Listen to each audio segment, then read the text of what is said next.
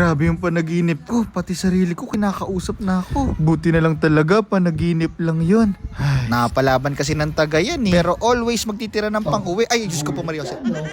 Hindi ito panaginip. Totoo po. Kaya bumangon ka na dyan. Bangon na, bangon.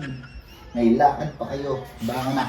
Iligala niyo pa si baby. Grabe, di ako na-inform na may kambal na pala ako, baby. Syempre, pagkagising, quality time muna kay baby Simon. Totoo nga yung kambal ko, may lakad nga kami ngayon at pupunta naman kami doon sa mother side ng aking Jusawa. Kahapon kasi ang pinuntahan namin, father side. Kaya ito, nandito na nga kami. Kung maalala nyo, nag-post din ako nito. Dito nga sa may pinapatayuan nilang vacation house, dito sa farm nila. Napaka-presko naman kasi ng lugar dito, guys. Kaya naman tignan mo si baby, ang saya-saya, nakakalanghap ng sariwang hangin. At dito nga, nagsalo-salong kumain. Super busog nga, guys. Kaya ito, tamang duyan-duyan muna kami ni baby habang lumalanghap ng sariwang hangin. Kitang-kita naman sa mga puno, guys, kung gaano kalakas ang hangin. Kaya napaka-presko. Pero tulad ng sabi ng kambal ko kanina, ay mukhang mapapasyat nga na naman ako. Tamang chill lang daw habang nagpapahangin at habang nagbabanding, syempre. Bili nga lang kami ng red wine and brandy. Buti na lang din may malapit na bilihan dun sa farm, kaya naman ito, chill